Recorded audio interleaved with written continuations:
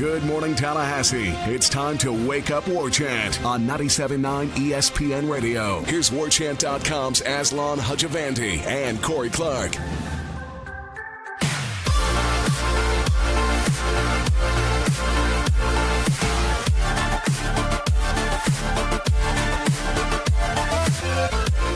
What is up? Welcome into the program. It's called Wake Up War Chant, 97.9 ESPN Radio. It's brought to you by For the Table Hospitality, and there are 3 locations. They're all in the College Town District, Central, Madison Social, and Township. Go ahead, check them out. Wake Up War Chant's myself, Aslan Hajavandi, and Corey Clark. Corey, come on in, man. How are you, friend? I am doing okay, Aslan. Let's see if this bad boy will work and record, and then I'll be doing a lot better. What are you talking about, man? We're doing it live. Yeah, we are. Yeah, we are. I love this hour of the day. It's beautiful. You can hear the birds chirp, the way the sun reflects off the treetops. There's no better time than now, I feel like. Well, and it gives me a chance to have one of my croissants. Oh, yeah. I like to eat those in the morning, so I love a good croissant. Who doesn't? So, I've already had 2 of those because I love eating them at this hour. So, man, wake up, everyone. God bless us. We made it to the weekend. It's time to party. It is, man. But it's not time to party for somebody in particular. Shout out to Jeff Cameron. You can hear him weekdays 3 to 6 p.m. right here on ESPN 97.9 or 97.9 ESPN Radio, rather. I'm never going to get it right. All right, management, sorry. I'm trying, but I'm just going to probably flub it a bunch. Anyhow, Jeff Cameron scooping and breaking everybody in the nation. So Jameis is going to probably get suspended for 3 days. Even Adam Schefter picked up the news and tipped his cap to Jeff and gave him firsties, dibs on it. What the heck, man? He never got charged with anything? So, I mean, I think there was a belief that maybe that he had withheld the fact that he had got some sort of reprimand from Uber. Apparently, there was him, Ronald Darby, and another unidentified person, according to those 2 guys that was in the car with them. Uber driver said she was touched, between her legs, which she obviously doesn't want to be touched between her legs. But Darby, I think, corroborated James aside from things that he was in the backseat and didn't do anything. But anyhow, the NFL apparently doesn't care. They're going to probably suspend it for 3 games. That first came from our own Jeff Cameron. It's not good. Everyone thought this would all be behind him once he left Tallahassee, be working as a professional quarterback and would buckle down. But once again, his name's in the news for things other than throwing touchdown passes. Well, yeah. I mean, it's not really, Tallahassee's issue anymore. I will say it's kind of bizarre that, I mean, this happened a long time ago. 2016, yeah. Is that when it was? Yeah. Mm-hmm. And they had an investigation for 8 months?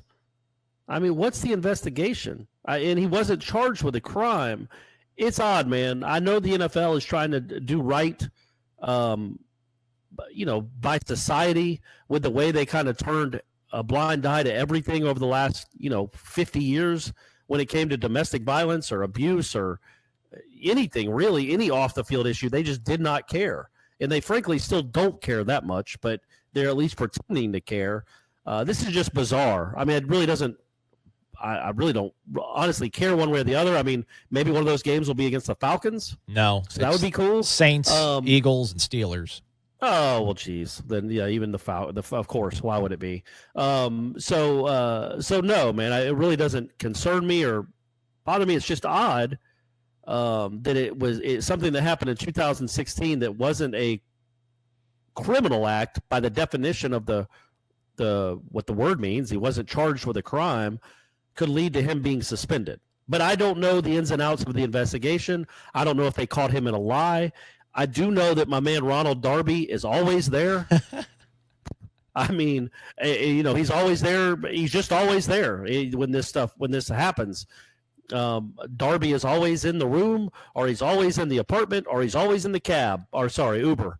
And he's always falling on the sword, though. He's always taking one for the team. Darby's the kind of guy Chris Carter wants to hang around with. And again, there's certainly no real evidence or proof that he's, falling on the sword makes it sound like he's sticking up for Jameis when Jameis was in the wrong. Right. He might be telling the truth. He might just be corroborating the truth.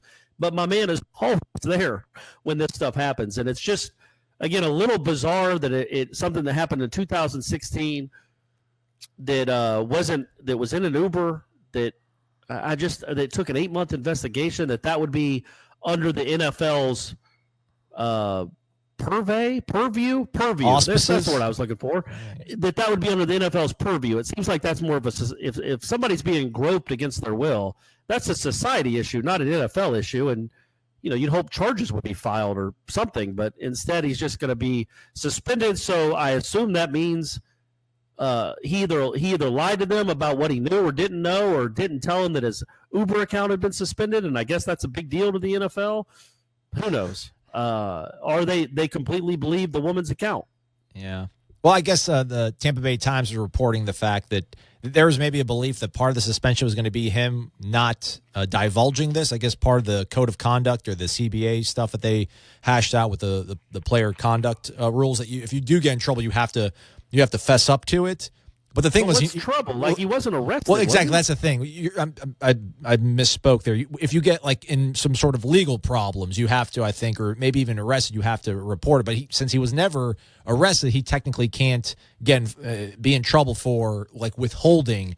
But I guess ultimately, at the end of the day, this still falls to the broad scope of the code of conduct, where they don't want guys doing anything remotely, to trespass upon women. Again, we don't quite know the truth. It's he said, she said, as these things usually become. Well, it's she said, they said. Okay, there you go. That's true. The NFL certainly, they don't think that Jameis handled everything flawlessly, no matter if he did it or not. And if he did do it, or one of his buddies did it, get a grip, people. You're really famous. You're a known person. That's a human being. Don't touch people against their will. Whoever did it, whether it was one of his buddies, whether it was him, if it actually happened, if she reported being touched against her will, grow up. Anyway, sorry. What Adam Schefter added to the story was that, I guess, my small brain, I figure, let's shoot, just go ahead and appeal it. You'll probably get knocked down to one game. But I guess Schefter's wisdom, or his sources, tells him the fact that since Jameis is still on that rookie contract, he's only going to make about $700,000 a season in base salary. So if he were to miss 3 games, he'll only lose 3 paychecks that are about $125,000 each. Whereas if you were to, this would drag on, quote, and go into next year's due $20 million. So the paychecks would be substantially larger. But I feel like it's June. Surely this could get cleaned up before September. But again, what do I know? I'm just some guy with a microphone in a dark room in Tallahassee. So we'll keep tabs on that. But shout out to Jeff. Jeff breaking news, man. Yeah, man. How about that? He scooped everyone. Yeah, take that. Put that in your pipe and smoke it, folks. Completely different, changing gears, just because it happened and we're doing this late. I think Gators going to By the way, though, real quick, did you see the Tampa Bay Times columnist about saying that it was time to cut ties with Jameis? No, really? Yeah. What, Rick Jones? What's his name, Tom James or something like that? I'm not sure. I don't remember who wrote it, but again, it's just asinine. For 2 reasons. Number one, no, it's not. He's your franchise quarterback. This was not a criminal matter, although it makes him or his buddies or somebody look awful. It's not a criminal matter. But also, this happened in 2016. Wow, if you're outraged by the accusation, then that column should have been written in 2016. Like, the NFL suspended him for 3 games doesn't change what happened in the Uber. Do you know what I mean? Like, if you think that was what happened, then that column should have been written a year and a half ago, or at least 8 months ago when they started their investigation. But now that the NFL has ruled, now it's time. But you know what I mean? Like, that line of thinking just doesn't make any sense to me. And plus, of course, if you think he's your franchise quarterback, that'd be like the people in Pittsburgh 11 years ago, 10 years ago, whenever it was, saying it's time to get rid of Roethlisberger. I mean, just let's have a brain, people. Let's work inside reality, in the confines of reality, when it comes to the NFL and the money structure and how you win championships. Anyway, sorry, Corey, it's a different time, brother. Like, I'm with you. Like, I can't say my true feelings on this because I'll probably lose my job. But it's different. I got into this really weird wormhole. Do you remember how? No, but it's not different in the sense that this was reported. Right, back when it happened. The climate, the climate. Write the column. Oh, you're saying the climate has changed from now. Yeah, in terms back then in 2016. No, I'm talking about. You're talking about Ben Roethlisberger. You're talking about the guy the Pittsburgh Post Gazette should have, or the fan should have said. That. Yeah, I get that. That the times have certainly changed. But again, I don't understand why the timing would come out now that it's time to get rid of Jameis Winston because he was suspended when the allegation was 8 months ago or a year and a half ago. So if the allegation is what disturbs you, which it should be, then you should have written the column then. Why wait until the NFL hands down some slap on the wrist suspension to say it's time to go? That's fair enough. I really can't argue with you there. I mean, I get where you're coming from. The lead of the column opens up: trade him, waive him, cut him, whatever. Just get rid of him. Tom Jones. Come on, man. Yeah. It's just somebody. It's just some. I'm not whatever. It's just that I can't fathom having that opinion.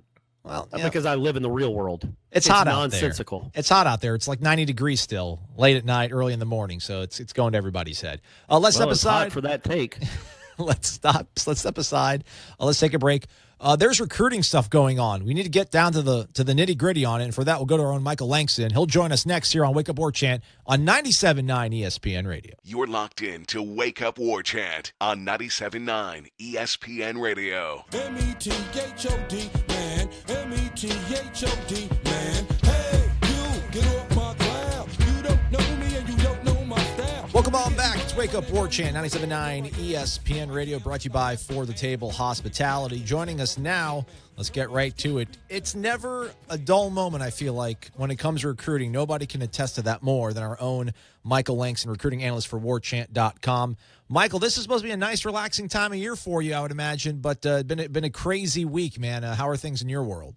It's pretty good. It's pretty hectic, but kind of expect this with this staff. They were pretty relentless, and they're always bringing in guys. So just finished camp, and we talked about a couple weeks ago, and then they're trying to squeeze as many visits as they can before the 25th of the dead period, starting for about a month. So been pretty active. It's exciting time, and certainly good news for FSU coming in this week.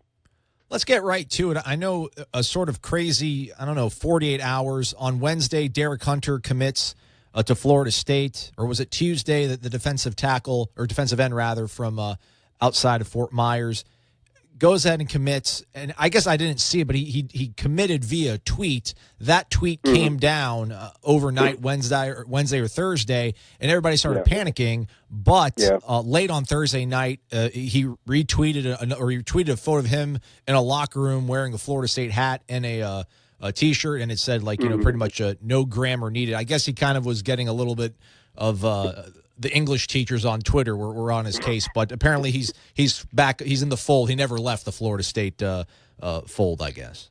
No, there was really nothing to worry about. He committed, I want to say Wednesday, and then he put up that tweet about going to FSU.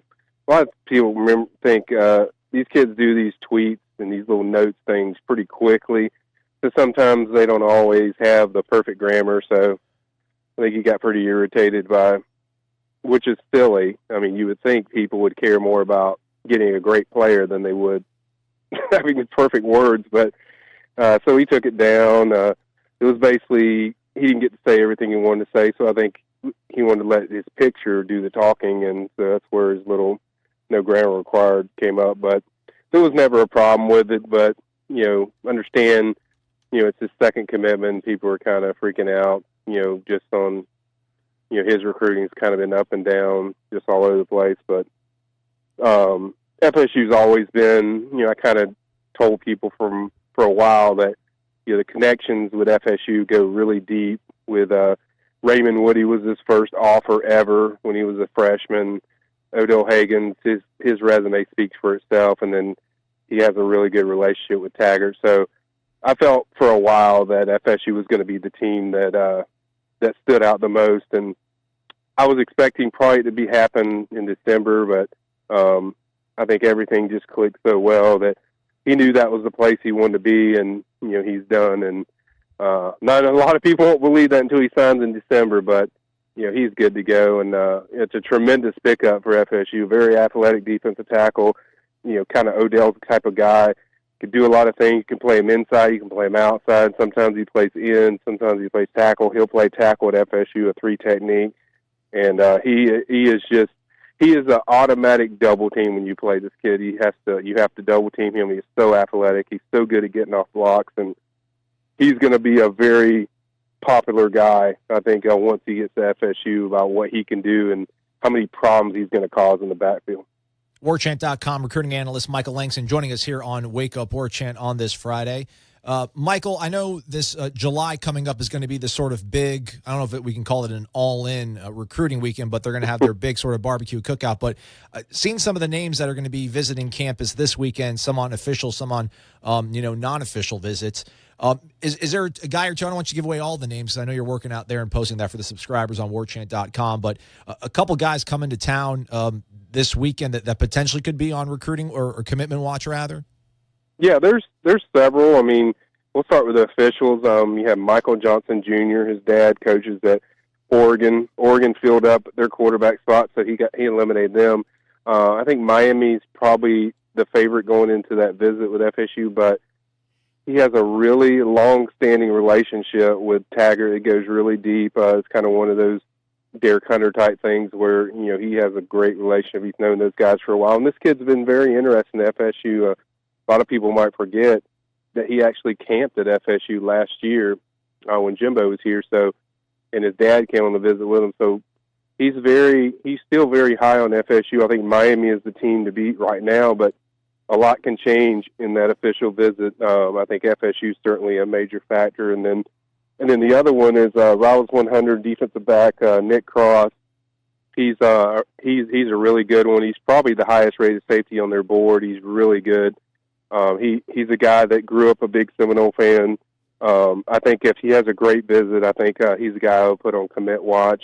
I think it's between, a lot of people think it's Auburn and Florida is a team to worry about, but I think it's going to come down to FSU and Alabama. And I think if he has a really good visit, like I expect, I think I would definitely have him commit watch. And I think ultimately FSU will win out for him.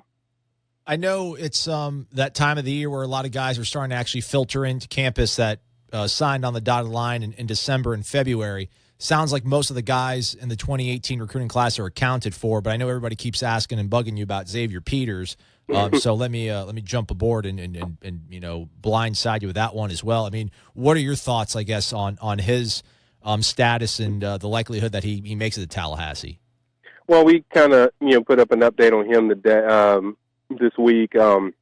Basically, like I told people before, if he had some online classes, I think there was 3 of them.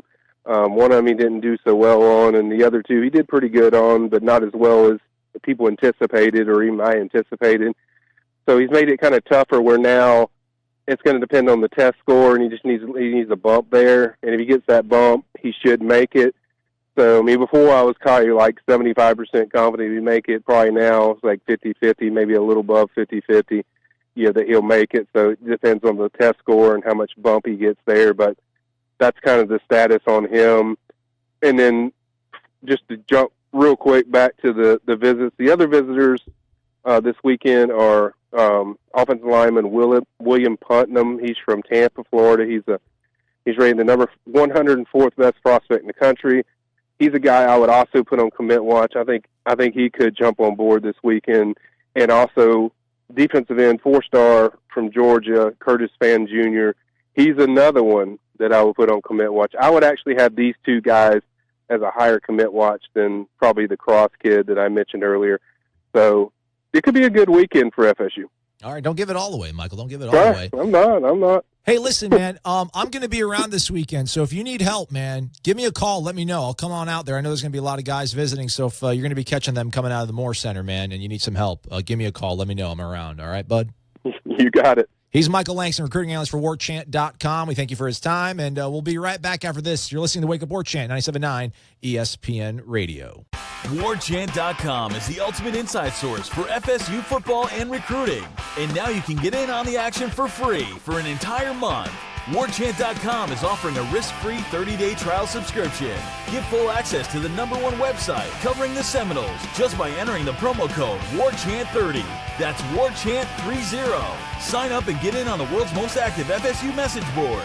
Receive breaking news, stories from our award-winning staff, plus get exclusive interviews and videos. Just enter the promo code WarChant30. WarChant.com, your ultimate Seminole sports source.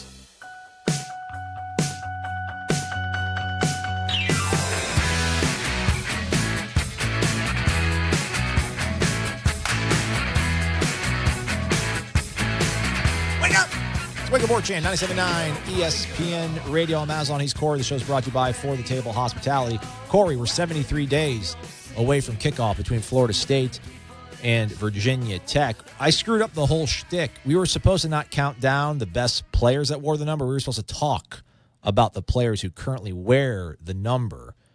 There is a really? Yeah, there is a 73 on the roster. It's Jawan Williams. Okay, he's a big kid. There you go. Thank you. Moving on. You're welcome. Yeah, he's the guy. He's supposed to be pretty talented, right? He is. He's supposed to get some PT, offensive lineman. He's also, unfortunately, having shoulder problems, which seem to not really go away when you play offensive line. So a little bit worried about that. But, if he's healthy by the time and I guess Willie did say, on one of his visits earlier in his booster tour stops, by the way, those are all over now, so Willie can get back to just being a football coach. Nothing wrong with it. You got to do these things. You got to meet the people, Nothing wrong But he with did that. well on him. It was a solid debut tour, apparently. Oh, heck yeah, man. Willie just, changing people's lives with his presence. It's awesome. But he did say that he expects everybody that missed spring practice to be able to kind of go, full go once camp starts. So hopefully Jawan Williams is included in that. And I don't know, hopefully this will be one of those things where it's just it's pain threshold and pain management rather than any sort of structural problem he's going to have. I don't know how much of it's going to be a mental sort of issue, but we'll see how that plays out. But yeah, 73 days away. Pretty sweet, huh, Corey?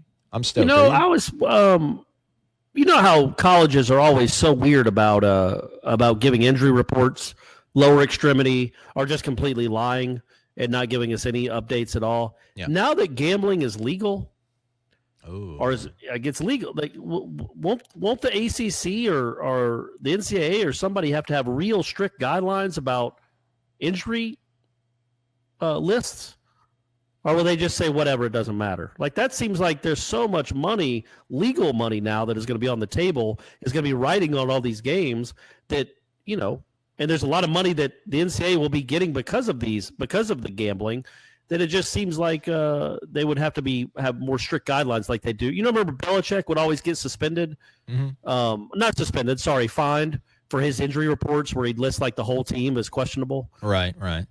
Yeah, I'd assume they're going to do that with the ACC, right? They have to get like real injury reports now. Well, not just the ACC. It'd be all the. No, I was just talking specifically to us, but yeah, every conference you would think. I think hockey still does that. Hockey still does upper body injury, lower extremity injury. So, I don't know. Maybe they'll just do that. I feel like, I don't know. I felt like Jimbo was not all that paranoid about that stuff, other than like the Matthew Thomas thing, which was ridiculous. But I don't know how much of that was grades and him not being able to divulge that. But otherwise, health-wise, I always felt like he was fairly transparent. Or I'm totally wrong. If I'm wrong, tell me I'm wrong. I'm fine with being wrong. It was hit or miss, man. He wasn't totally transparent, but he was better than many. Let's put it that way. And he wouldn't just say, "Oh, lower extremity," like they do at Miami, and like Mark Richt does now, which is just absurd. And all that stuff, lower extremity, high extremity. He would get specific about the injuries when he chose to be honest about them. Right. But I get it. I get if it's a strategic reason. You want somebody planning for a different quarterback. I get why you would keep that your quarterback is out, but otherwise it just doesn't make a ton of sense. I don't think that like your left tackle having a sore ankle really makes a difference in the other team's scouting report, or really makes a difference in how they practice and prepare. That right defensive end is still going to try to beat his ass.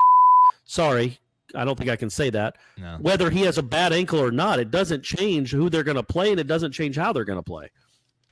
My headphones fell out because the slack on here is only like 1 foot long, and there's no pens next to this board. So I'm sorry, everybody.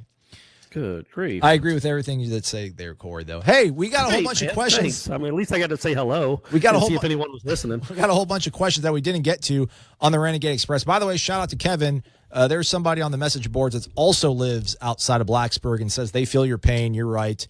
Virginia Tech fans are the worst. But that's weird. Who would have thought? I hate their Twitter account, but I thought Virginia Tech fans would be nice, friendly folks. They're a football school, too. Oh, man. It's a lot of animosity. Like I told you, man. There's only so much pizza to go around. We stole it. We're the last guys got our hands on the pie, man. Everybody else is, it's closed. Nobody else is allowed. No one else is allowed to move up in college football, pretty much. It's locked in. The teams that are good are the teams that are good. Everybody else are pretenders. We're not. It's kind of cool. With that said, let's go back to the phone lines. How you doing, fellas? This is Ryan calling in from Lawrenceville, Georgia. I had two questions for you. First question, do you think Taggart will have different pregame rituals than Jimbo had? I mean, if so, what do you think some of those different rituals will be before the game, you know, how they enter the field or what they do in the locker room or kind of when they come on the field before the games?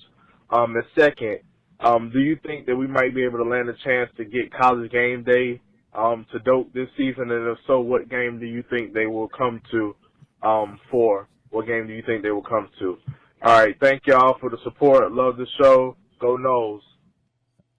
All right, thanks a lot, Ryan. We appreciate that, I feel like we should thank him for the support. Yeah, man. Thank you. But we support you, man. And by the way, old Corey Clark, that's Lawrenceville, Georgia's my stomping grounds. It's where my mom currently lives. It's about 8 minutes from where I grew up. It's about 15 minutes from where I commute sometimes to be with my son.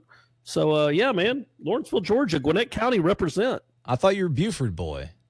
I am, but Buford's close to Lawrenceville, like really close, like, 4 miles. Okay, I got you. It's all really condensed up here, man. I hear you. Cut from the same cloth. All right, well, yeah, I don't know what Jimbo did before games. I'm sure. I don't know. I feel like Jimbo probably had more bullet point kind of stuff. Like, hey, these are things to focus on. I feel like maybe Willie will have more of speeches as opposed to just like, hey, focus on this, focus on that. But I don't know. That's total conjecture. And I don't know what they'll do. What can really do any differently entering the field? They're not going to enter to smoke. I don't know. Maybe somebody will carry a flag. Willie will ride Renegade.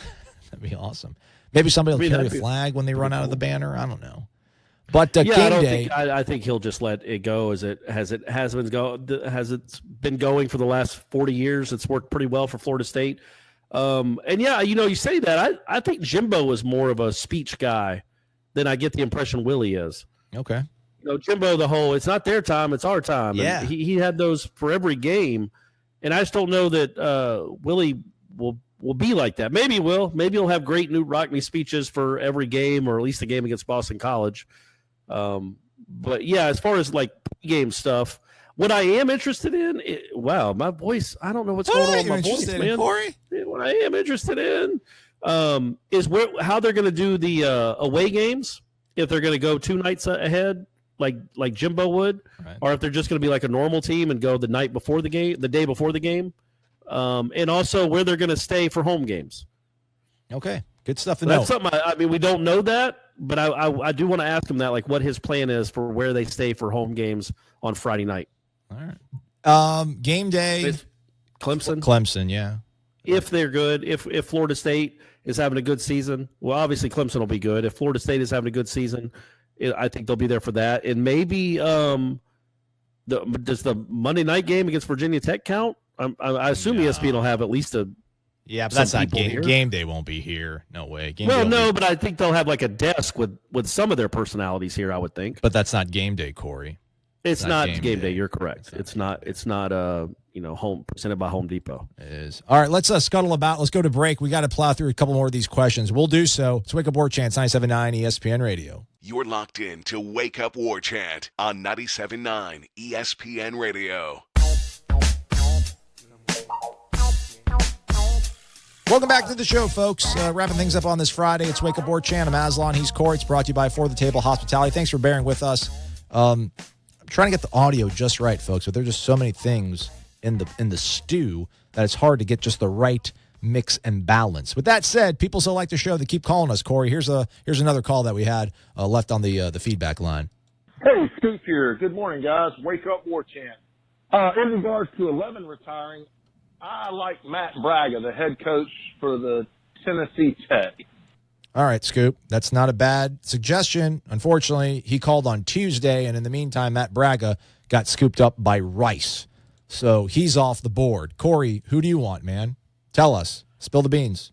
Well, I mean, they got him, so that was my guy, the Tennessee Tech guy, and they got him. I don't have a preference. Yeah. I certainly think Mike Mark Jr. has a good chance. I think he's deserving, but I also think there's plenty of head coaches out there that are deserving. Like I've said, I don't. If they go an assistant route, it has to be meat. It would just be bizarre if it wasn't. But there'll be other head coaches. But as we will write about later this month, it might be coming out today or tomorrow about it is an odd situation that Florida State's in. And I looked up like other big-time baseball schools, elite programs, when a legend stepped down or when they had to make a hire recently, what route they went. Some went with assistant coaches.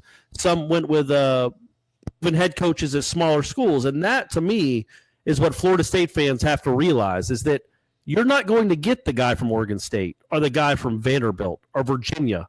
They're not coming to Florida State. Florida State, Louisville pays their baseball coach $2 million. Florida State pays Mike Martin under $1 million. None of those coaches would leave to make less money when they're already at a place that can win national championships.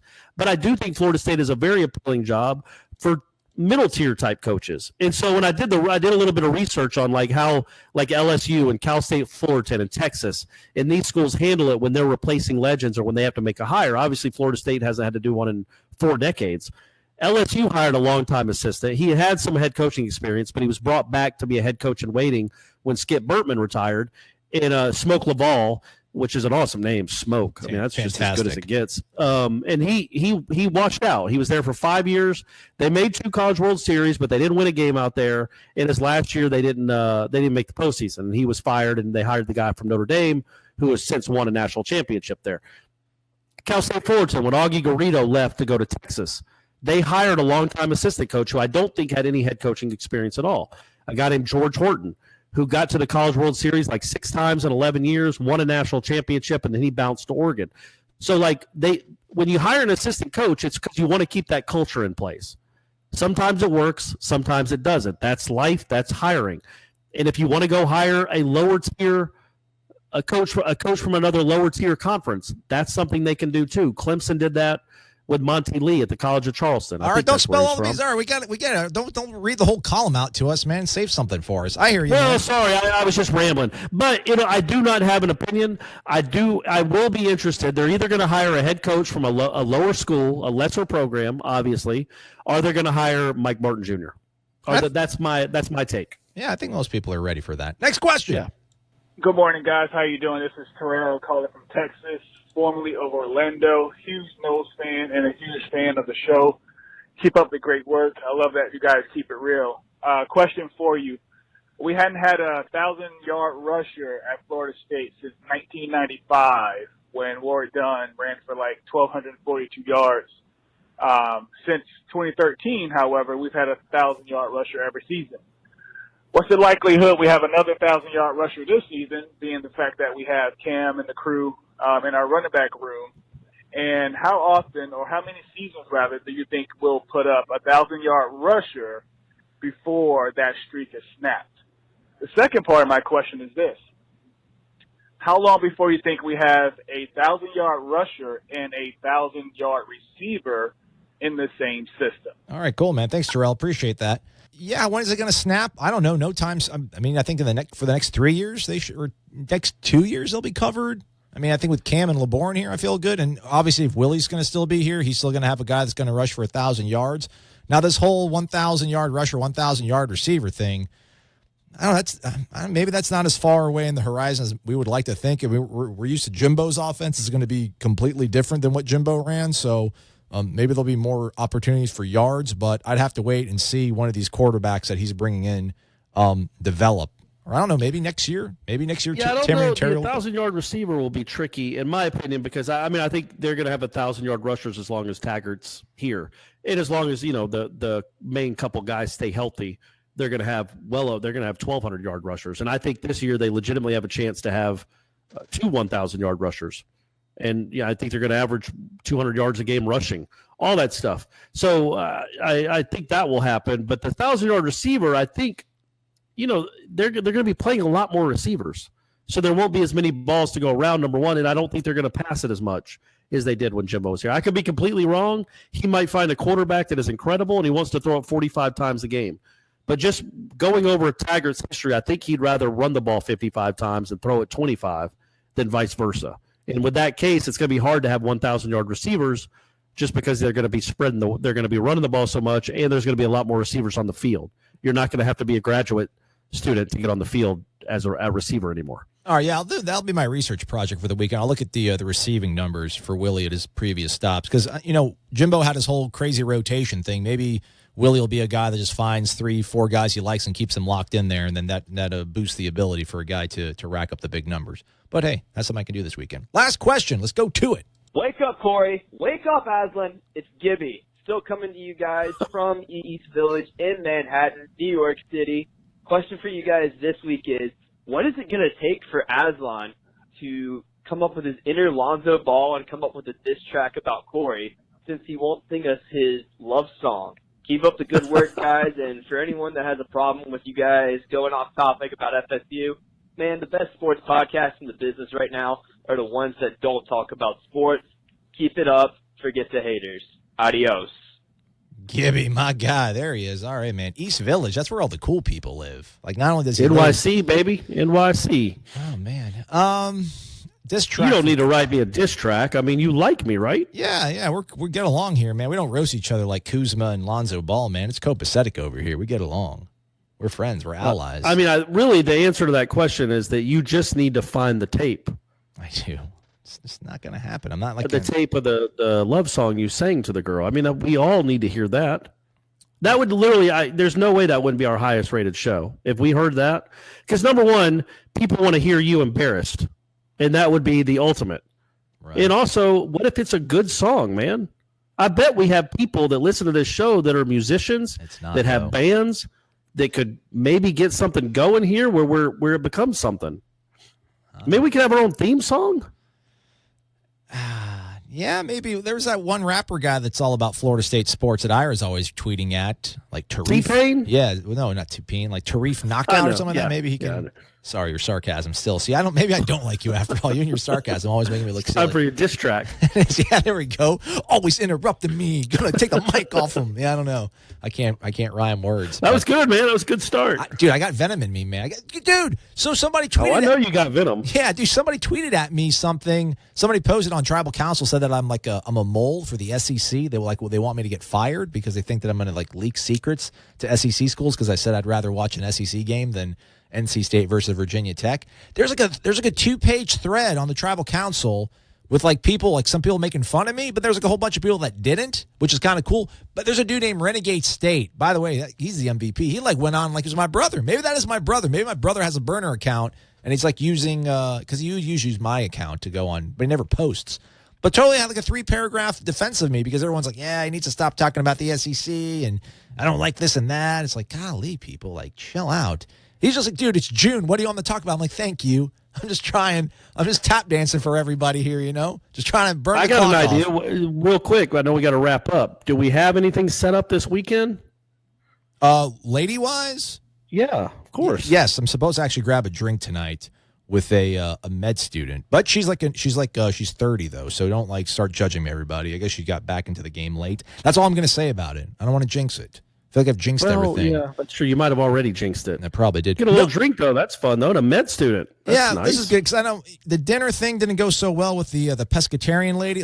It hurt it not only hurt the ego when she was like, let's just be friends, but then when I'm like, I just spent $120 on a first date dinner with this girl. Are you guys still friends? No, actually, funny. Of course not. Actually, funny enough, I matched with her on a different dating app. Somebody told me to use Hinge. I follow and listen to whoever. Maybe Gibby said to go on Hinge, and I did. I'm not sure I've heard of Hinge. That doesn't sound good. That sounds like you're on the brink of something. It does, but it's actually more. You're coming unhinged. Yeah, it's more classy than Tinder. But anyhow, so this girl apparently doesn't really care much for dogs. She's never been married. She has no kids, so she moves to the front of the line. That's where we're at right now. She doesn't like dogs. Well, she's never been married. Well, that's cool. Listen, I like dogs, but I can't have a dog in bed. I can't have a dog jumping on me all the time. I just can't do it, man. But I don't know. Do you think anybody ever wants to date you because you know me? Do you think that's a possibility that they want to see if they can just get into your orbit so they can get into my orbit? That has never come across my mind at all. I feel like that's probably happened more than you would like to, more than you would want to know. Okay. That people just be like, well, I'll give him a shot because he knows Corey. He has a show with Corey Clark.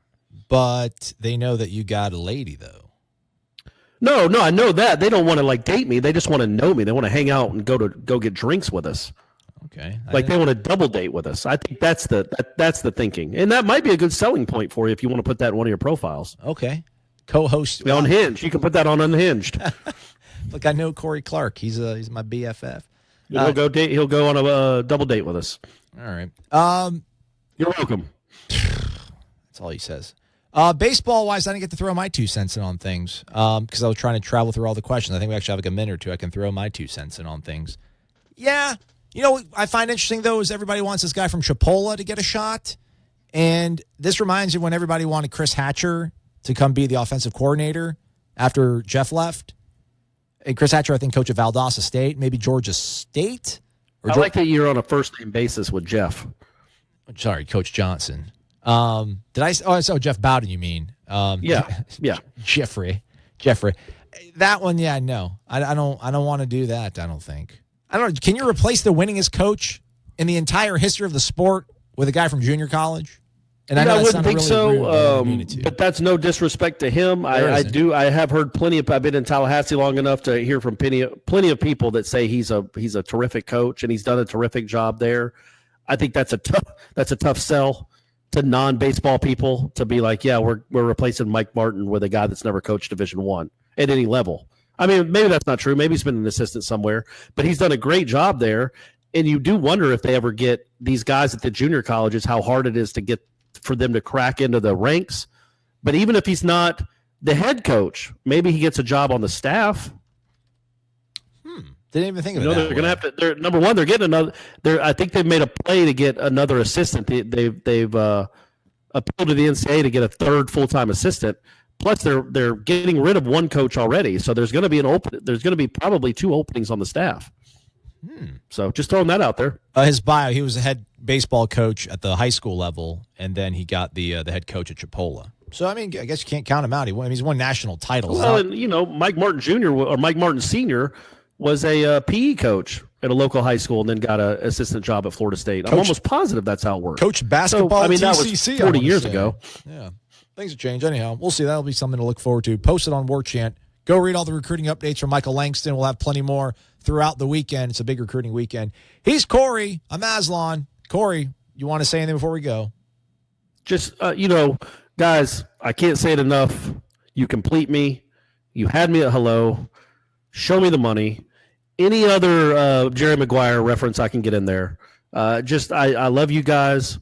Keep calling the show. You're nice to us for the most part.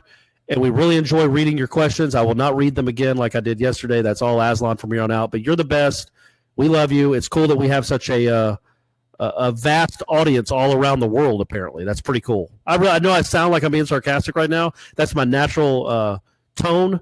But I really am being sincere. It's really cool that you guys like the show and that we have fans from, really all over the world. I love you. And that was meant for you, Aslan, that last one. The Sod Cemetery, Osceola and Renegade, and of course, the War Chant. These are great traditions known to all Seminole fans. If you are a card-carrying, garnet and gold-wearing Nole, don't you deserve a site that is truly dedicated to covering FSU sports? WarChant.com's staff has over 50 years of experience covering the Seminoles. WarChant.com is the only FSU outlet with a full-time recruiting analyst in Tallahassee. Plus, it's the only site with a full-time videographer and a daily podcast, 100% dedicated to FSU sports. Why act like Gators and settle for second best? WarChant.com, your ultimate Seminole sports source.